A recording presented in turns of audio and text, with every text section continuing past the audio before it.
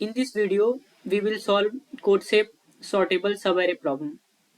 In this problem, we are given an array. We can apply the following operation several times.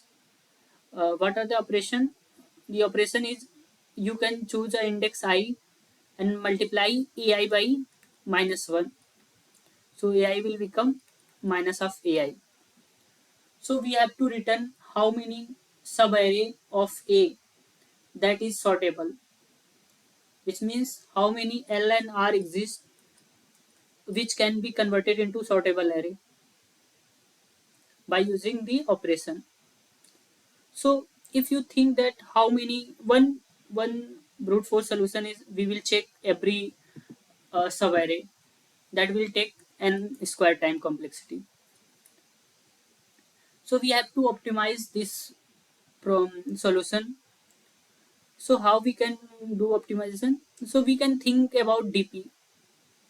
Like we have a index. What are the variables in DP, or you can say that state in DP, that are the index I where you are present currently, and either you are taken -1 or not for the current index I. And also you have to think about the next index also. Like for each index, either we will do multiply by 1 or multiply by -1. These are the possible cases for each index. Similarly, we have for the next index also, we have either we can do the multiplication by 1, which means we are doing nothing, and multiplication by -1, which means we are performing the operation. So for each index, we have a, this is the current multiply value, current multiplication value, and we have a, like either one or for the next, like what we will perform on to the next index. Because why we need next index also, like next multiplier? Because we have to compare, like is this value is less than next or not. Because only we can extend our L and R well index when this satisfy, like if 3 is less than 2. Suppose if we multiplying by current multiple, and for the next we have the next multiplication value. So if you can multiply by this with 1 and this with -1, so this can convert it into 3 comma 2. So this is a increasing order substring. So for each state we have these three variable for our DP solution. So our recursion will look like, this is the index, and this is the, like what, let me check what I have used for the variable. Yeah, so I used next sign and current sign, which means what the sign I will use for the current index and what the sign I will use for the next index. So for this current is -1, and for the for this also next is 1. So this is very simple.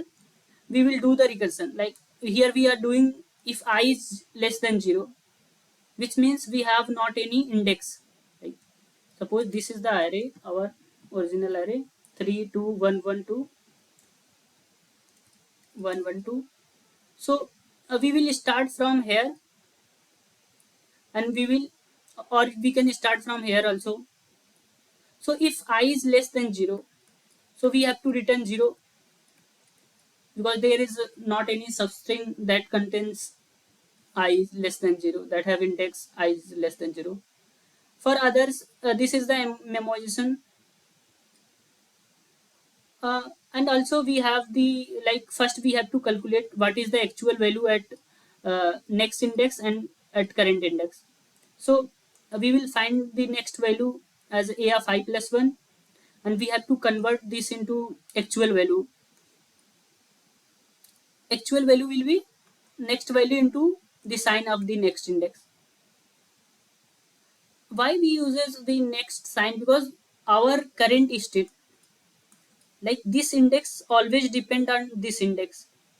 So we have to think about that, because there is dependency on the next index, next value, because we are comparing these two value. So current value will be a of I, and we will convert it into the actual what we will use. So if current value will be less than next value, then we will extend our current substring, because this is the one length string. If this is less than the next index, like 3 is less than 2, then we will extend our string, because we will get one more substring. Suppose here one more index, and we will solve for the right part recursively. So if it will return 5, then our total substring will become 6. Suppose this is the one possible case, and here is 5. So if we use minus 1 and 1, this is the sign we used.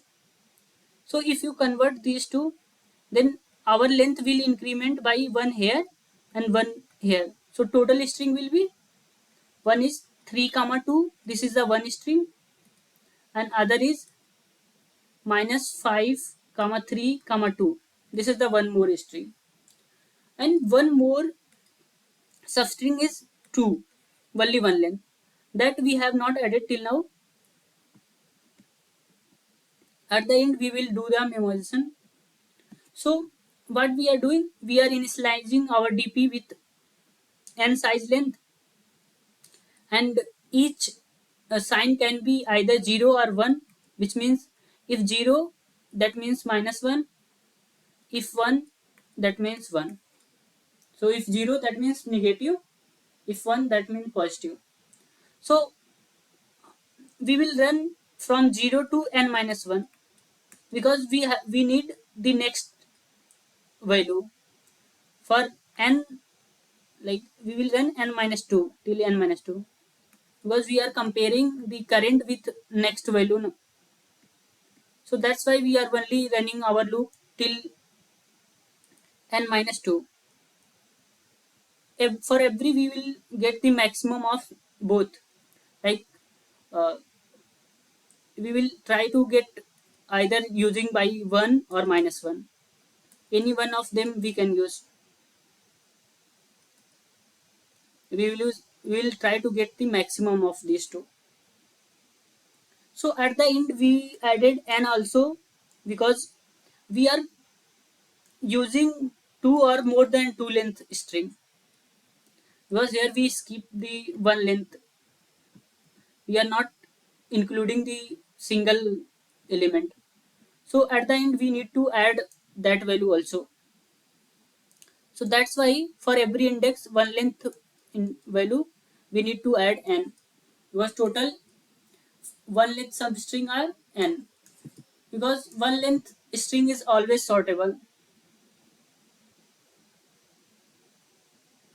So thanks for watching this video.